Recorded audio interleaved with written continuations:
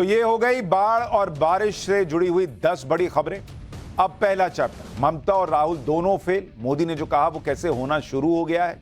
अमित शाह से मिलने बंगाल के गवर्नर पहुंचे हैं। बंगाल में राष्ट्रपति शासन का काउंटडाउन शुरू हो चुका है क्या?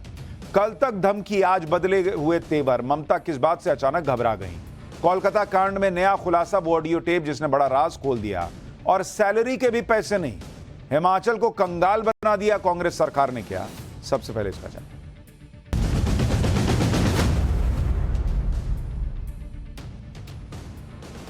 नरेंद्र मोदी ने तीसरी बार प्रधानमंत्री पद की शपथ लेकर जो इतिहास रचा वो यूं ही संभव नहीं हुआ है।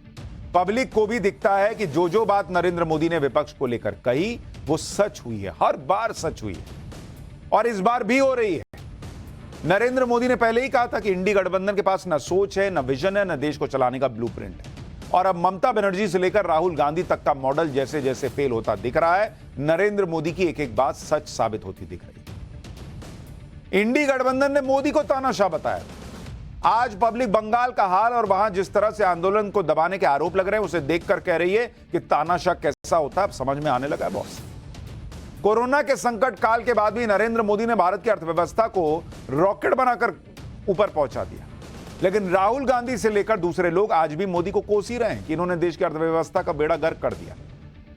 लेकिन अर्थव्यवस्था का बेड़ा गर्क करने का राहुल गांधी वाला मॉडल आज देश देख रहा है। हिमाचल प्रदेश में जहां मुख्यमंत्री और मंत्रियों को 2 महीने की सैलरी छोड़नी पड़ रही है क्योंकि राज्य की अर्थव्यवस्था की लुटिया डूब चुकी है। यानी इन लोगों से न राज्य की कानून व्यवस्था संभल रही है न अर्थव्यवस्था, लेकिन इनको नरेंद्र मोदी को हटाकर पीएम बनना है। ज्ञान इनसे देने के लिए कह दो कि मोदी को क्या नहीं करना चाहिए, लंबा 100 पन्ने का निबंध लिख देंगे। लेकिन खुद क्या सोच और समझ रखते हैं आज आपको पाठशाला के इस चैप्टर में विस्तार से समझ में आएगा।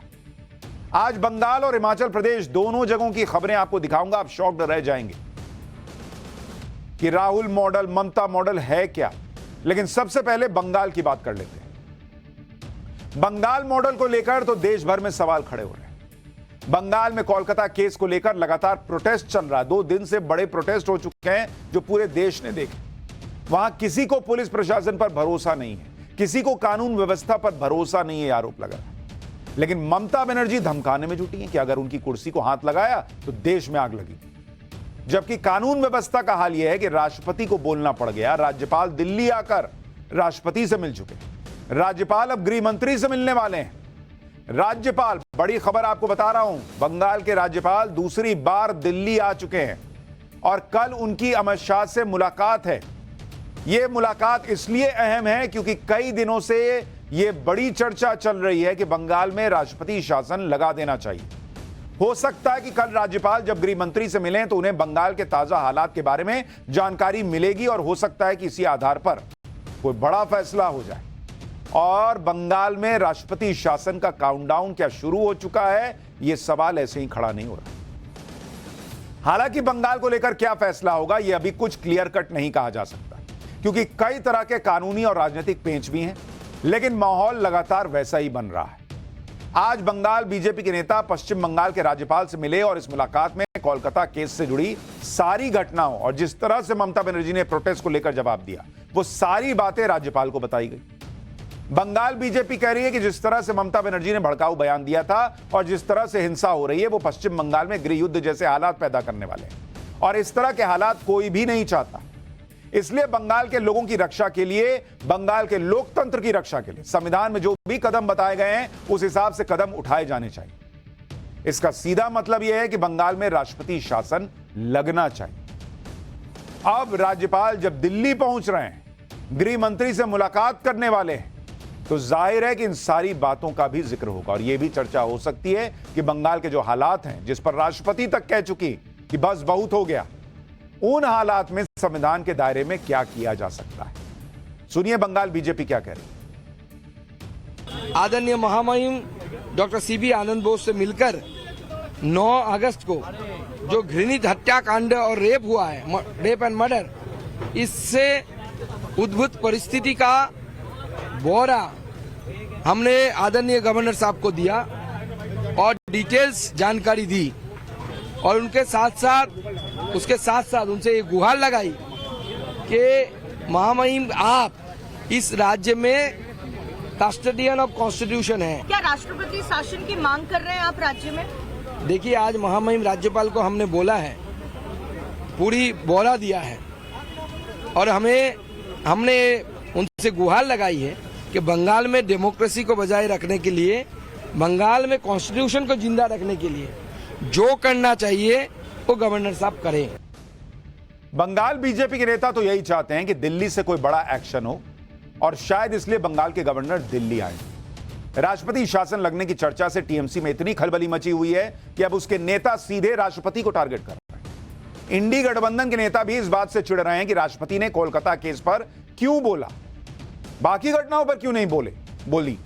एक बार सुनिए टीएमसी और कांग्रेस के नेता क्या क्या कह रहे हैं राष्ट्रपति को लेकर। मैडम, आप देश का प्रेसिडेंट है, आज आप भाजपा का लीडर नहीं है,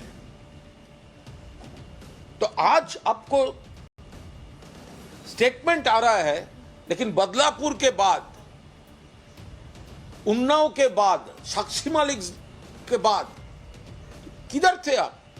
जब साक्षी मालिक और हमारा लड़की लोगों ने, गोल्ड मेडलिस्ट, रास्ते में मूवमेंट कर रहे थे, पुलिस उनका ऊपर, पुलिस भी टॉर्चर किया, तो तब आपका दिल कुछ नहीं कहा था। ये भाजपा का स्क्रिप्ट वाला बात बंगाल में हुआ है, उसको डिफेम करो, बंगाल को डिफेम करो, ये आपसे शोभा नहीं देता। राष्ट्रपति महोदया ने जो ये मुद्दा उठाया उसका हम स्वागत करते हैं, लेकिन राष्ट्रपति महोदया को उत्तर प्रदेश के फर्रुखाबाद का भी जिक्र करना चाहिए, महाराष्ट्र के बदलापुर, कोल्हापुर, रत्नागिरी, पुणे, इन सब हादसों का, राजस्थान के जोधपुर, तमाम वारदातों का जिक्र करना चाहिए, ताकि ऐसा ना लगे कि राष्ट्रपति महोदया सिर्फ एक राज्य विशेष को पॉइंट करते हुए बोल रही हैं। इंडी गठबंधन वाले भी गजब हैं, ये खुद एक दूसरे के सगे नहीं है भाई। एक तरफ तो नेशनल लेवल पर ममता बनर्जी के खिलाफ कांग्रेस कुछ नहीं बोल रही, तब आप राहुल गांधी को क्यों नहीं बोलते कि बोलिए ना सर, वहां के बारे में बोलिए, यूपी के लिए तो चिट्ठी लिख रहे हैं, अभी वो चिट्ठी भी दिखाऊंगा। राहुल गांधी कोलकाता केस पर बात करते हैं तो ममता बनर्जी का नाम तक नहीं ले पाते, लेकिन बंगाल में कांग्रेस प्रदर्शन कर रही है। जैसे कल बंगाल में बीजेपी प्रदर्शन कर रही थी, वैसे ही आज कांग्रेस प्रदर्शन कर रही थी। कांग्रेस नेता अधीर रंजन चौधरी ने तो बड़ा आरोप लगाया कि अगर इस मामले की सही से जांच हो तो ममता बनर्जी के कई राज सामने आ जाएंगे। अब ममता बनर्जी के अगर इतने राज अधीर रंजन चौधरी जानते हैं कि जो खुल सकते हैं अगर सही से जांच हो जाए, तो राहुल गांधी को क्यों नहीं बताते, पवन खेड़ा को क्यों नहीं बताते? यहां अलग हिसाब चलेगा, बंगाल में अलग प्रदर्शन चलेगा। एक बार आप देखिए कैसे कांग्रेस के ममता बनर्जी के खिलाफ दिल्ली में चुप रहती है, लेकिन बंगाल में प्रदर्शन कर रही है। फिर आपको बताऊंगा कल धमकी देने वाली बात पर ममता बनर्जी आज कैसे बैकफुट पर आ गई और क्यों आ गई। आज हम देख रहे हैं किस तरह से कांग्रेस का जो है ये विरोध प्रदर्शन चल रहा है, और आप देखिए यहाँ पर अधीर रंजन चौधरी जो पूर्व सांसद है वो यहाँ पर पहुंचे हैं, काले कपड़ों में अपना जो है विरोध दर्ज कराने के लिए यहाँ पहुंचे हैं। जिस तरह से लगातार पॉलिटिकल पार्टीज इस मामले में जो है यहाँ पर प्रोटेस्ट करती हुई दिख रही है, आज कांग्रेस के भी तरफ से जो है प्रोटेस्ट दिख रहा है। यहाँ पर कोलकाता का कॉलेज स्क्वायर इलाका है, यहाँ से जो रैली शुरू हुई है वो जाएगी श्याम बाजार तक, जिसके पास जो है आरजीकर अस्पताल है। और यहाँ देखिए अधीर रंजन चौधरी तमाम कांग्रेस के नेताओं के साथ आगे बढ़ते हुए और अपना विरोध जो है वो दर्ज कर रहे हैं। ममता बनर्जी खुद ये नहीं चाहते कि इसका सही ढंग से तफ्तीश हो, बहुत सारे राज खुल जाएगी ना, वो नहीं चाहती, इसलिए अनाप शनाप बोलते हैं, लोगों को डराने की कोशिश करे, लोगों को गुमराह करने की कोशिश करे और आम लोगों की निगाह भटकने की कोशिश कर रही है। लेकिन लोग छोड़ने वाला नहीं है, ये जन आंदोलन में शामिल तब्दील हो चुके हैं। वो सोचते हैं कि उनके हाथ में बहुत सारे गुंडे गर्दे हैं, कुछ करेंगे, दहशतगर्द फैलाएंगे, लेकिन लोग डरने वाला नहीं है। अधीर रंजन चौधरी कह रहे हैं कि यह जन आंदोलन बन चुका है। बॉस, जन आंदोलन बन चुका है तो सो कॉल्ड जन नेता कहां है राहुल गांधी? क्यों नहीं पहुंचते बंगाल? कोलकाता केस में कल तक ममता बनर्जी खूब गुस्सा भी दिखा रही थी, देश में आग लग जाएगी ऐसी ऐसी धमकी दे रही थी, प्रदर्शन कर रहे डॉक्टर्स को भी धमका रही थी एक तरह से, लेकिन आज सफाई दे रही है। सोशल मीडिया पोस्ट पर ममता बनर्जी ने कहा कि मीडिया में उनके बयान को गलत तरीके से पेश किया जा रहा है। वो तो ये साफ करना चाहती हैं कि उन्होंने डॉक्टर्स या उनके आंदोलन के खिलाफ कुछ कहा ही नहीं। ममता बनर्जी ने कहा कि वो उनके आंदोलन का समर्थन करती हैं, उनका आंदोलन सच्चा है। ममता बनर्जी कह रही हैं कि उन्होंने कभी डॉक्टर्स को नहीं धमकाया, उन्होंने सिर्फ बीजेपी के खिलाफ बोला है। लेकिन बीजेपी ममता बनर्जी के कल के बयानों के वीडियो जारी करके यह बता रही है कि कैसे ममता बनर्जी कल विरोध प्रदर्शन करने वाले डॉक्टर्स को धमका रही थी। कैसे ममता बनर्जी ये बता रही थी कि अगर प्रदर्शन करने वाले डॉक्टर्स के खिलाफ एफआईआर हो गई तो उनका करियर खराब हो जाएगा। और धमकाना डराना किसको कहते हैं? सुनिए, बीजेपी नेता शुभेंदु अधिकारी ने ममता बनर्जी का वीडियो जो ट्वीट किया और दावा किया कि ममता बनर्जी ने डॉक्टर्स को धमकाया है, उसमें क्या है। আমি আপনাদের কথা দিচ্ছি, আমি আজকে মিটিং করছি, আজ পর্যন্ত বলছি আমরা কোনো ব্যবস্থা নিইনি। আপনারা আন্দোলন করেছেন, আমি কোনো ব্যবস্থা আপনাদের বিরুদ্ধে নেব না। কারণ আমি যেহেতু মনে করি আপনাদের দুঃখ থাকতে পারে, অভিমান থাকতে পারে, ক্ষোভ থাকতে পারে, আপনারা বিচার চাইছেন, কিন্তু এবার আস্তে আস্তে জয়েন করুন, এবার আস্তে আস্তে যোগদান করুন। তা নাহলে সুপ্রিম কোর্ট কিন্তু সেদিন বলেছিলেন এরপর থেকে স্টেট গভর্নমেন্টকে পাওয়ার দেওয়া হলো টু টেক অ্যাকশন। আমি অ্যাকশন নিতে চাই না, তার কারণ আমি চাই ওরা ভালো করে পড়াশুনো করুক। আমি যদি কারোর বিরুদ্ধে এফআইআর করি তার ভবিষ্যৎটা নষ্ট হয়ে যাবে, সে আর কোথাও চান্স পাবে না, পাসপোর্ট পাবে না, ভিসা পাবে না। আমি যদি কারোর বিরুদ্ধে লিগালি অ্যাকশন নিই সে বিচার পাবে না, সে মনে রাখবেন তার জীবনটা পুরো নষ্ট হয়ে যাবে। अब बीजेपी यही पूछ रही है कि और डराना धमकाना क्या होता है। जो कह रही हैं कि मैं एफआईआर करना नहीं चाहती हूं, नहीं तो करियर खराब हो जाएगा, वीजा वगैरह नहीं मिलेगा, इसी को तो इनडायरेक्टली डराना धमकाना कहते हैं। ममता बनर्जी इसलिए भी बैकफुट पर दिख रही हैं क्योंकि डॉक्टर्स अभी भी प्रोटेस्ट कर रहे हैं और कोलकाता केस में एक विस्फोटक ऑडियो अलग आ गया, जिसे सुनकर यह लग रहा है कि क्या मामले को दबाने की कोशिश की गई। 9 अगस्त के दिन आरजी कर अस्पताल की तरफ से पीड़ित के माता पिता को कॉल किया गया था। उसकी ऑडियो रिकॉर्डिंग अब सामने आ गई। इस कॉल रिकॉर्ड से खुलासा हुआ है कि कैसे अस्पताल प्रशासन ने माता पिता को बहुत ज्यादा गुमराह किया। पहले बताया उनकी बेटी बीमार है, हम उसको एडमिट कर रहे हैं, जल्दी आ जाइए। दूसरे कॉल में कहा कि आपकी बेटी ने सुसाइड कर लिया है, जल्दी आइए। फिर तीसरे कॉल में जब माता पिता ने जोर देकर पूछा तो कहा गया कि जल्दी अस्पताल आ जाइए। एक बार सुनिए, जब पीड़ित के माता पिता को पहला कॉल किया गया तो अस्पताल की असिस्टेंट सुपरिटेंडेंट ने माता पिता से क्या कहा था, उस ऑडियो कॉल को सुनिए। হ্যাঁ বলুন। হ্যালো হ্যালো, হ্যাঁ বলুন। হ্যাঁ বলছি। হ্যাঁ বলুন বলুন। কি হয়েছে কি সেটা বলো না একটু। ওনার অবস্থা খুবই খারাপ, ওনার অবস্থা খুবই খারাপ। আপনি যতটা তাড়াতাড়ি পারবেন চলে আসুন। কি হয়েছে না সেটা বলো না। ওটা তো ডাক্তার বলবে, আপনি একটু তাড়াতাড়ি চলে আসুন। আপনি কে বলছেন বলুন তো? আমি অ্যাসিস্ট্যান্ট সুপার বলছি, আমি ডাক্তার বলছি না। ডাক্তার নেই ওখানে কেউ? আমি সুপারিনটেন্ডেন্ট কথা বলছি। হ্যালো, হ্যাঁ ঠিক আছে। হ্যাঁ আমি অ্যাসিস্ট্যান্ট সুপারিনটেন্ডেন্ট কথা বলছি। আপনার মেয়েকে আমরা এমার্জেন্সিতে নিয়ে এসেছি, আপনারা আসুন, এসে যোগাযোগ করুন। ও কি হয়েছিল কি? ও তো ডিউটিতে ছিল। আপনারা জলদি চলে আসুন, যতটা তাড়াতাড়ি পারবেন।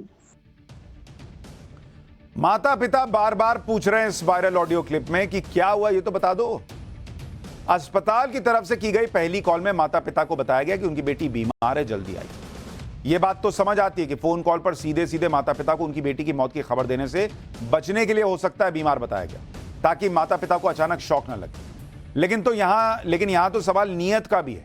क्या माता पिता को सही जानकारी इसलिए नहीं दी गई कि उन्हें शॉक न लगे, या उन्हें गुमराह करने के लिए और मामले को दबाने के लिए ऐसा कहा गया? यह बात समझ से बाहर है कि पहले कॉल में डॉक्टर को बीमार बताया जाए और दूसरे कॉल में माता पिता से कहा जाए कि आपकी बेटी ने सुसाइड कर लिया। आप सोचिए उस माता पिता पर क्या बीती होगी। वो बार बार यही सोच रहे होंगे कि ऐसा क्या हो गया कि बेटी ने अपनी जान दे दी, सुसाइड कर लिया। भाई आपने पहली बार में नहीं बताया, समझ में आया, दूसरी बार में सुसाइड क्यों बोला? अगर मौत मर गई है ये बताना ही था तो मौत बताते, सुसाइड क्यों बताए?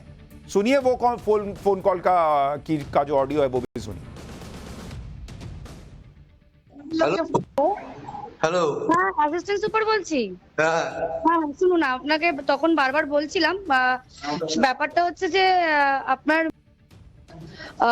উনি সুসাইড করেছেন হয়তো, বা কিছু মারা গেছেন। পুলিশ রয়েছে, আমরা হসপিটালে সবার সামনেই রয়েছি, ফোন করছি, আপনারা যত তাড়াতাড়ি পারবেন চলে আসুন। আমরা আসছি এক্ষুনি আসছি। হ্যাঁ একটু কাছে চলে আসুন।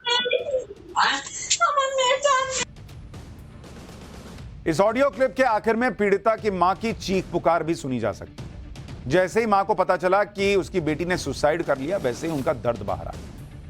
आप सोचिए, जिसकी बेटी की इतनी बेरहमी से अस्पताल में हत्या कर दी गई, उसी अस्पताल का प्रशासन माता पिता को इस कदर गुमराह करता है कि उनकी बेटी ने सुसाइड कर लिया। यह ऑडियो कॉल बताता है कि अस्पताल ने इस केस को कितने असंवेदनशील तरीके से हैंडल किया।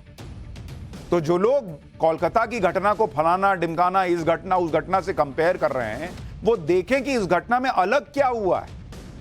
बात सिर्फ रेप और मर्डर की नहीं है, उसके बाद क्राइम सीन कॉम्प्रोमाइज हुआ, सही बात नहीं बताई गई, एफआईआर में देरी हुई, वहां पर जो है वो भीड़ घुस गई, ऐसी ऐसी चीजें हुई हैं जो दूसरे किसी केस में नहीं हुई। तो हर केस को कंपेयर नहीं किया जा सकता।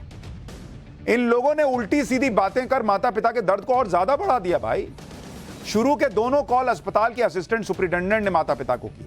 इस असिस्टेंट सुपरिटेंडेंट की भूमिका पर भी संदेह है। सुप्रीम कोर्ट में सुनवाई के दौरान भी कोर्ट ने पूछा था कि असिस्टेंट सुपरिटेंडेंट की भूमिका इतनी संदेह वाली क्यों है।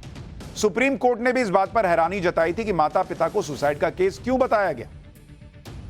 जब पीड़िता के माता पिता को अस्पताल की तरफ से तीसरी कॉल की गई, तो यह कॉल असिस्टेंट सुपरिटेंडेंट ने नहीं की थी, यह कॉल किसी और ने की थी और माता पिता को कहा था कि वो जल्दी अस्पताल आ जाएं। एक बार ये तीसरे कॉल की ऑडियो रिकॉर्डिंग भी सुनी। হ্যাঁ হ্যালো, হ্যাঁ বলুন। আমি আইসি আজিকর বলছিলাম। হ্যাঁ বলুন। আচ্ছা আপনারা আসছেন তো? হ্যাঁ একদম আসছি। কেমন আছে শরীর? আপনারা আসুন, আসলে কথা হবে। আসুন, আজিকর হসপিটালে আসুন, আমাদের এই চেস্ট ডিপার্টমেন্টের এইচওডি স্যারের কাছে আসুন। আচ্ছা।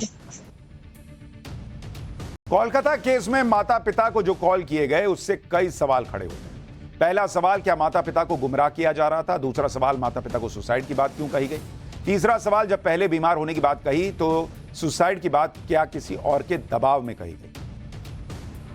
चौथा सवाल, माता पिता से झूठ बोलने के पीछे का इरादा क्या था? क्या इसे गलती माना जाए या सोची समझी साजिश? हालांकि इस ऑडियो क्लिप पर टीएमसी ने सवाल उठा दिए हैं। टीएमसी का कहना है कि ऑडियो क्लिप सही नहीं है। सही है या नहीं है यह पता नहीं है, सीबीआई को इसकी जांच करनी चाहिए। ऑडियो क्लिप कितनी सही है या नहीं है इसका पता तो सीबीआई लगा लेगी, और लेकिन जो पीड़ित के माता पिता कह रहे हैं उसे कैसे झुटलाया जा सकता है? पीड़ित के माता पिता ने साफ कहा कि उन्हें शुरू से ही अस्पताल प्रशासन पर यकीन नहीं था। अस्पताल की तरफ से उन्हें बहुत देर से जानकारी दी गई। इस केस में जो बयानबाजी हो रही है उसे लेकर भी माता पिता दुखी हैं और कह रहे हैं कि जिसको जो कहना है वो कहे, हम अपना दुख किसी को नहीं समझा सकते। ऑडियो कॉल को लेकर माता पिता ने कहा कि उन्हें नहीं पता कि ऑडियो कॉल कहां से निकला। उन्होंने किसी को ऑडियो रिकॉर्डिंग नहीं दी थी, वो इसकी जिम्मेदारी नहीं लेती। लेकिन अस्पताल ने गुमराह नहीं किया था, कॉल पर सुसाइड की बात नहीं की थी, इससे तो माता पिता भी इनकार नहीं कर रहे। हालांकि यह पहला सबूत नहीं है जो आरजीकर मेडिकल कॉलेज पर सवाल उठा रहा है। अभी तो ऑडियो सबूत सामने आने की बात है, जबकि इससे पहले वीडियो का सबूत भी सामने आ चुका है। जो वीडियो सामने आया था वो 9 अगस्त का बताया जा रहा था और दावा किया गया था कि वीडियो में दिख रही जगह आरजीकर मेडिकल कॉलेज का वही सेमिनार हॉल है जहां ट्रेनी डॉक्टर का रेप और मर्डर हुआ। और वीडियो में बहुत सारे लोग वहां अंदर नजर आ रहे थे, प्रिंसिपल संदीप घोष भी नजर आ रहा था, और इसीलिए कहा गया था कि भाई इसमें तो साफ दिख रहा है क्राइम सीन कॉम्प्रोमाइज हो गया। लेकिन कोलकाता पुलिस ने कहा था कि वीडियो सेमिनार हॉल का नहीं है, बल्कि सफाई में कहा गया था कि जहां बॉडी मिली उस इलाके को कॉर्डन ऑफ किया था, वहां सिर्फ आधिकारिक लोग ही जा सकते हैं।